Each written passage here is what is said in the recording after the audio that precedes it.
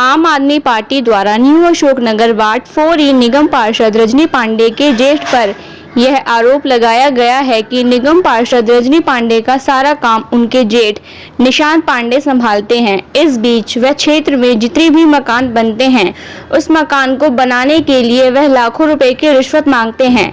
जब कोई पैसे नहीं देता है तो वह मकान नहीं बनने देते हैं।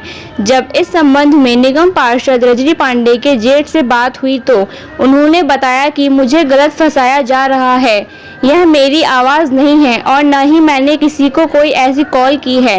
एक बार हम आपको वह ऑडियो क्लिप सुनाते हैं जिसमें निगम पार्षद रजनी पांडे के जेठ की आवाज़ को बताया जा रहा है। जी हाँ जी, राम राम। राम राम सर।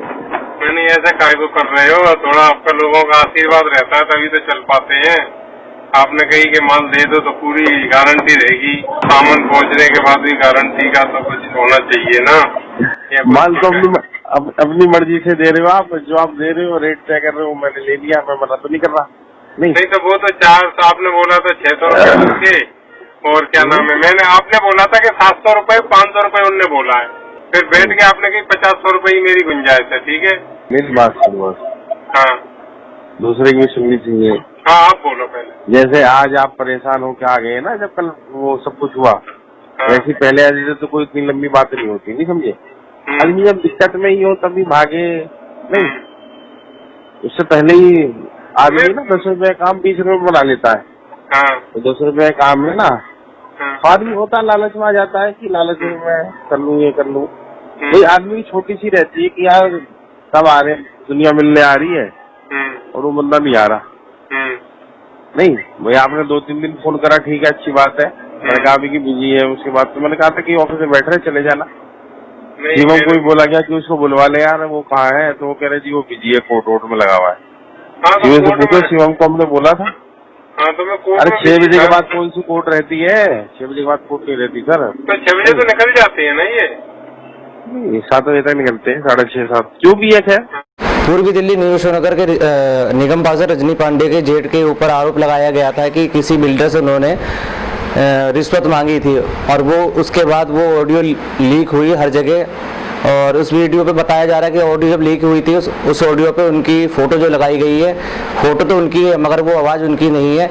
इस बात से वो बिल्कुल सेटिस्फाई है और वो कह रहे हैं कि मुझे बदनाम करने की कोशिश करी जा रही है। आइए जानते कि पूरा वाकया क्या था।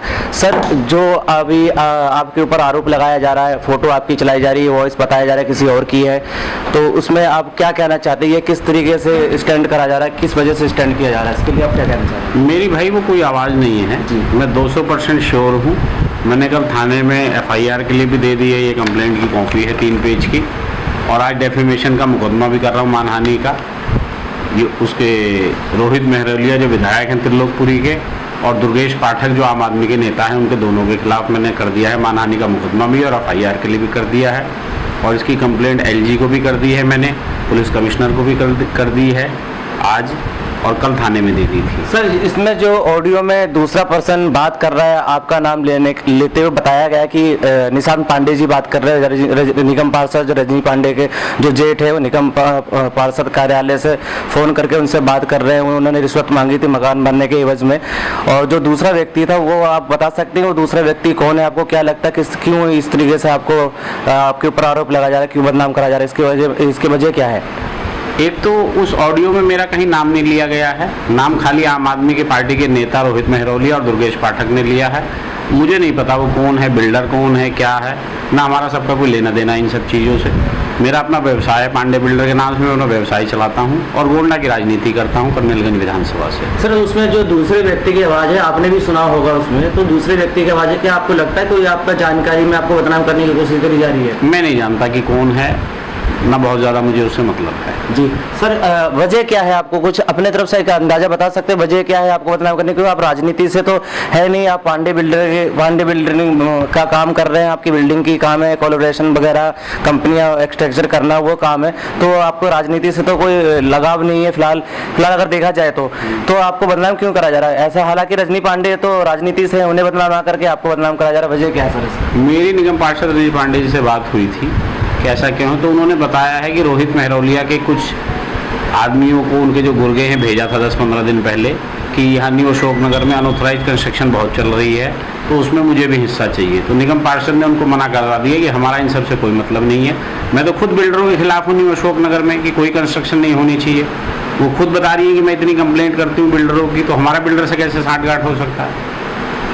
ठीक है सर, सबसे बड़ी बात यह है कि इस विषय में इसके अलावा रोहित मेहरोलिया से आपकी कोई बातचीत हुई कि भाई क्यों करा जा रहा है, किस लिए करा जा रहा है, इस तरीके से कुछ बात हुई? नहीं, मेरा कोई मतलब नहीं रोहित मेहरोलिया से। वो जो बात कर रहे हैं वकील साहब करेंगे हमारे, वो डेफेमेशन का मुकदमा डाल रहे हैं। एफआईआर के लिए मैंने ये भेज दी है कल थाने में, आज पुलिस कमिश्नर को भेज दी है।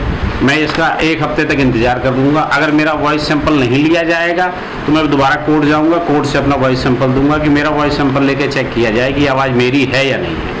तो सर, ये आम आदमी पार्टी की तरफ से 48 घंटे में आपको गिरफ्तार करने की मांग करी जा रही है, इसके विषय में आप क्या कहना चाहते हैं? मैं अपने कार्यालय बैठा हूँ, मेरा ऑफिस है पांडे बिल्डर के नाम से, मुझे गिरफ्तार करो, आओ।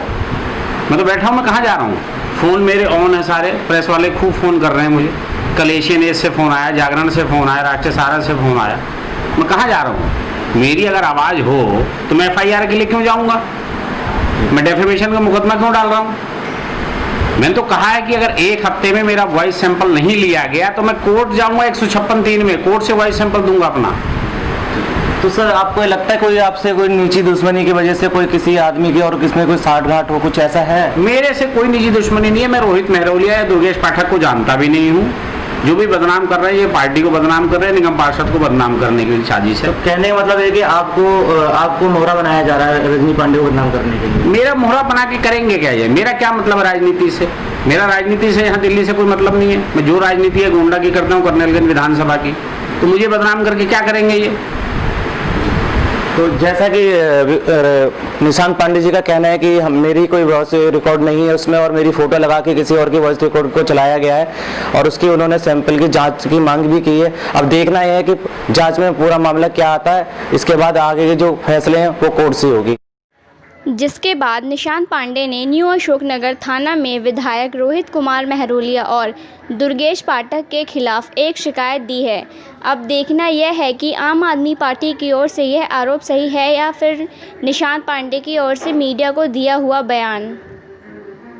सभी दर्शकों से एक गुजारिश है कि हमारे न्यूज़ चैनल सूरज की रोशनी को लाइक, शेयर और सब्सक्राइब ज़रूर करें ताकि आपको अपने आसपास की सारी खबरें मिलती रहें।